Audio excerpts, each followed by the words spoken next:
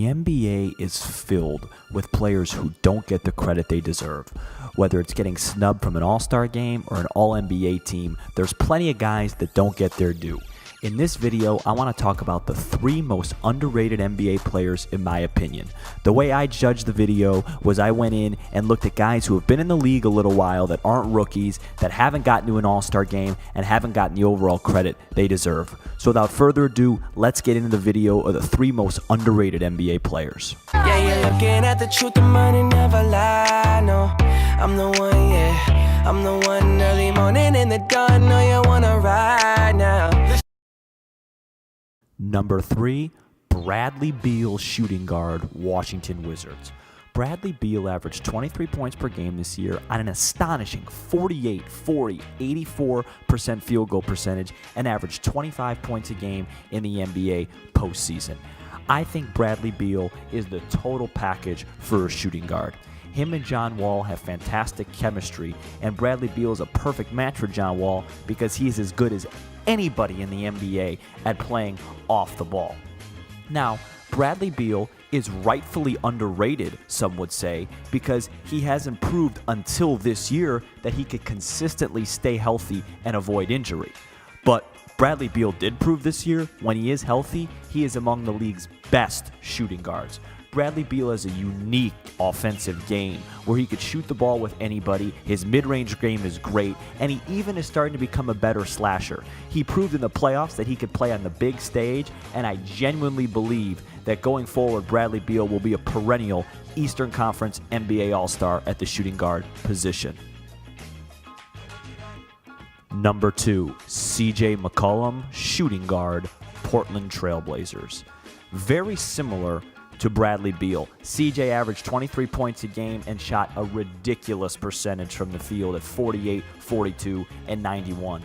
The reason why I have him slotted a little bit ahead of Bradley Beal as underrated is because I think CJ McCollum is a better overall offensive player than Beal. The difference between the two is very slim, but CJ McCollum just has the canny ability, despite his unathleticism for his position and the way he plays, to finish at the rim with the best of them in the NBA. He's cunning, he has guile. He's, in my opinion, the second best one-on-one isolation player in the NBA behind Kyrie Irving. I know that sounds crazy, but I watch CJ McCollum all the time, and I'm a Blazers fan, and coming from a Blazers fan, I'd rather have the ball in CJ McCollum's hands late in the fourth quarter because of his isolation ability than Damian Lillard. The one thing that CJ McCollum needs to work on, like Bradley Beal, is his passing ability, but it's very difficult for him because he's not the main ball handler. His usage rate isn't the highest on the team, so it's hard for him to create. Number 1, Rudy Gobert, Utah Jazz. Rudy Gobert, in my opinion, is the most underrated player in NBA basketball. If you haven't watched him play and you just look at the statistics, you probably think I'm insane. But the impact that Rudy Gobert has on an NBA game is up there with the best of them. He is the best rim protector in the NBA by a mile, in my opinion. And in 2017, where the big man and the back to the basket and post-up game is a wash and is not really effective anymore, Rudy Gobert has figured out how to utilize a 7-footer in the best way possible. That's protecting the rim and dunking and finishing at the rim. The Utah Jazz would not even be a playoff team, in my opinion, without the greatness and the contributions of Rudy Gobert. He's fantastic.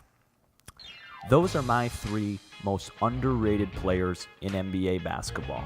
I really believe that Bradley Beal, CJ McCollum, and Rudy Gobert are 3 players that don't get enough credit. And going forward, I hope they get more.